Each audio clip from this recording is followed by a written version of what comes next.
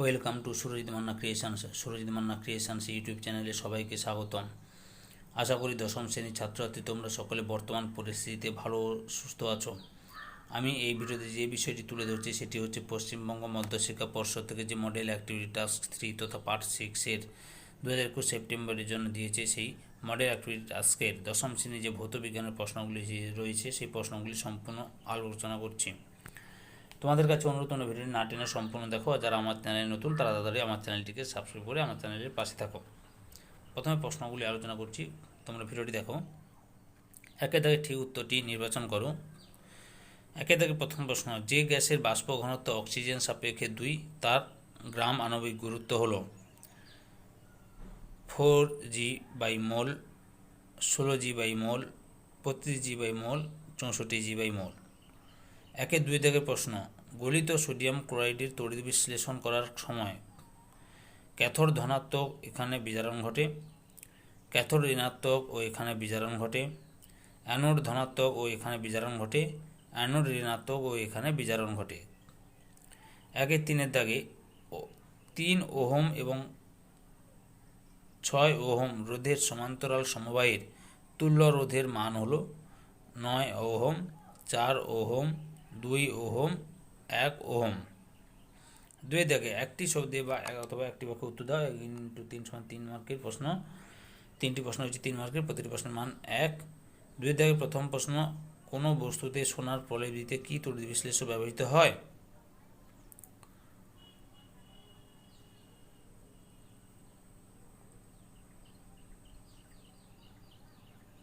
তবে 2 দাগে 2 প্রশ্ন, কিলোওয়াট কেডব্লিউ ও কিলোওয়াট ঘন্টার কেডব্লিউএইচ এর মধ্যে কোনটির ক্ষমতার একক? 2 দাগে 3 দাগে ডিসি অপেক্ষা এসি এর একটি ব্যবহারিক সুবিধা লেখো। 3 দাগে সংক্ষিপ্ত উত্তর দাও। 3 1 ফ্লেমিংয়ের বামহস্ত নিয়মটি লেখো। 3 2 50 গ্রাম ক্যালসিয়াম কার্বনেটের পূর্ণ বিয়োজনে কত গ্রাম কার্বন ডাইঅক্সাইড পাওয়া যাবে তা নির্ণয় করো। Ca = 40, C = 12, O = 16। 4 দাগে নিচের প্রশ্নটির উত্তর দাও। 1 × 3 = 3, অর্থাৎ 3 মার্কের প্রশ্ন দিয়েছি। একটি প্রশ্ন রয়েছে, দুটি ধাতব তারের দৈর্ঘ্যের অনুপাত 2:1, ব্যাসার্ধের অনুপাত 1:2 এবং রোধাঙ্কের অনুপাত 3:4 হলে তার দুটির রোধের অনুপাত কত হবে তা নির্ণয় করো। এরপরে আমি উত্তরগুলি আলোচনা করছি, তোমরা ভিডিওটি দেখো। 1 দাগে যে গ্যাসের বাষ্প ঘনত্ব অক্সিজেন সাপেক্ষে 2 তার গ্রাম আণবিক গুরুত্ব হল অপশান ঘয়ে 64 গ্রাম পার মোল। বুঝতে পেরেছ? অপশান ঘর উত্তরটাই ঠিক হবে, 64 গ্রাম পার মোল। এরপরে 1 2 দাগের প্রশ্নটি লক্ষ্য করো, গলিত সোডিয়াম ক্লোরাইডের তড়িৎ বিশ্লেষণ করার সময় অপশান ক্ষয়ের উত্তরটি রয়েছে, দেখো, ক্যাথোড ঋণাত্মক ও এখানে বিজারণ ঘটে। তাই 1 2 নম্বর প্রশ্নটির উত্তরটি হলো অপশান খতে ক্যাথোড ঋণাত্মক ও এখানে বিজারণ ঘটে। এবার 1 3 দাগের প্রশ্নটি ছিল, যেখানে তার উত্তরটি হলো 3 ওহম এবং 6 ওহম রোধের সমান্তরাল সমবায়ের তুল্য রোধের মান হলো অপশান ঘয়ে 2 ওহম। তাহলে 1 3 দাগের প্রশ্নের উত্তরটি হলো অপশান ঘয়ে 2 ওহম। এবারে 2 দাগের প্রশ্নের উত্তরটি হচ্ছে 2 1 দাগে কোনো বস্তুতে সোনার প্রলেপ দিতে ব্যবহৃত তড়িৎ বিশ্লেষ্য কি না সামান্য পরিমাণে পটাশিয়াম হাইড্রোজেন ফসফেট, যার সংকেত K2HPO4, এবং পটাশিয়াম কার্বনেট K2CO3 মিশ্রিত পটাশিয়াম অরোসায়ানাইড KAuCN2 এর দ্রবণ। বুঝতে পেরেছ 2 1 দাগে প্রশ্নের উত্তরটি। এবার 2 দাগে দেখো, কিলোওয়াট হলো ক্ষমতার একক। কিলোওয়াট হলো কী হবে? ক্ষমতার একক। আর 2 3 কী রয়েছে প্রশ্নটি, তার উত্তরটি হলো এসি বিভবকে ট্রান্সফরমারের সাহায্যে প্রয়োজন মতো বাড়ানো বা কমানো যায়। এসি বিভবকে ট্রান্সফরমারের সাহায্যে প্রয়োজন মতো বাড়ানো বা কমানো যায়। এরপরে 3 দাগের প্রশ্নটি ছিল 3-1 দাগে ফ্লেমিংয়ের বামহস্ত নিয়ম। ফ্লেমিংয়ের বামহস্ত নিয়মটি কি একটু দেখো।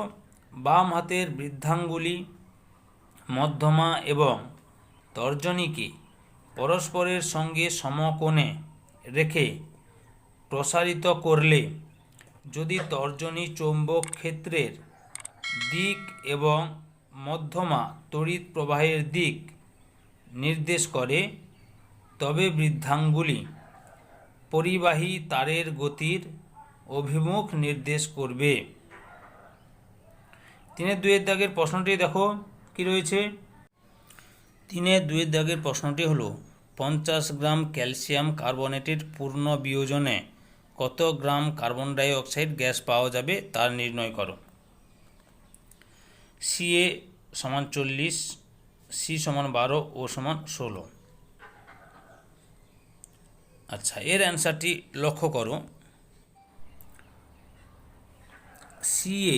CO3 থেকে CaO আর CO2 হয়েছে। আর CaCO3 মানটা দেখে নাও কত হচ্ছে 40 হচ্ছে। C এর মান 40 দেওয়া হয়েছিল, সির মান 12 দেওয়া হয়েছিল, আর ওর মান হচ্ছে 16 × 3 = 48। তাহলে 40 + 12 + 48 = 100। এরপরে এদিকে CO2 অর্থাৎ কার্বন ডাই অক্সাইডের মান কত বলেছে দেখো না, সির মান 12 প্লাস ওর মান 16 × 2, O2 যেহেতু আছে 16 × 2, তাহলে 12 + 32 = 44। আচ্ছা, এরপরে 100 গ্রাম CaCO3 এর বিয়োজনে 44 গ্রাম CO2 পাওয়া যায়।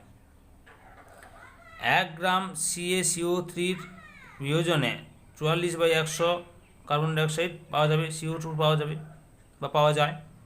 তার 50 গ্রামে CaCO3 এর বিয়োজনে 44 × 50/100 সমান পাওয়া যায়। তাহলে কাটাকাটি করলে কত হবে 22 গ্রাম। ওকে, অতএব 22 গ্রাম কার্বন ডাইঅক্সাইড পাওয়া যায়। তাহলে তোমরা উত্তরটি ভালোভাবে বুঝতে পারলে।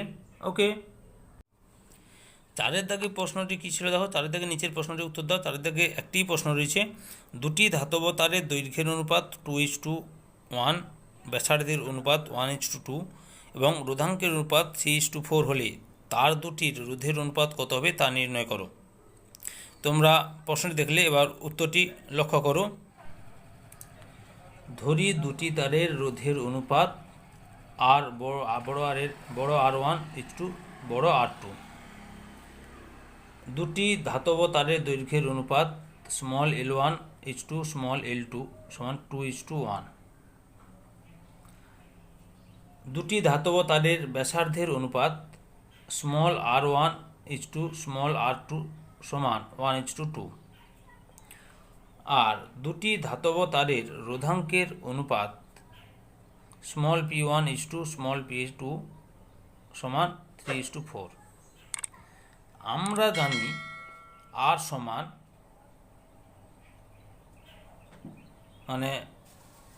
বড় R সমান P × L/A সমান P × L/πr²। সুতরাং R1/R2 সমান P1 × L1/πr1² by P2 × L2/πr²। এবার পাই কাটা হয়ে যাবে। অথবা R1/R2 সমান P1/P2 × L1/L2 × R2²/R1²। এরপরে সমান 3/4 × 2/1 গুণিতক 2/1² বা বর্গ সমান 3/4 × 2/1 সমান 4/1, 4 কেটে যাবে, সমান থাকবে 6/1। অতএব R1:R2 সমান 6:1। তাহলে অ্যান্সারটি নিশ্চয়ই বুঝতে পারলে। তোমাদের কাছে এই ভিডিওটি ভালো লাগলে বা এই ভিডিও থেকে তোমরা উপকৃত হলে অবশ্যই আমার চ্যানেলটিকে সাবস্ক্রাইব করে আমার চ্যানেলের পাশে থাকো। সঙ্গে ডান দিকের বেল আইকনে অল অপশানে গিয়ে ক্লিক করো যাতে পরবর্তী ভিডিও নোটিফিকেশন পাও। আর লাইক কমেন্ট এবং ভিডিওটি শেয়ার করো। যারা অলরেডি আমার চ্যানেলটিকে সাবস্ক্রাইব করেছ এবং এই ভিডিওটি দেখলে তাদের সবাইকে অসংখ্য ধন্যবাদ।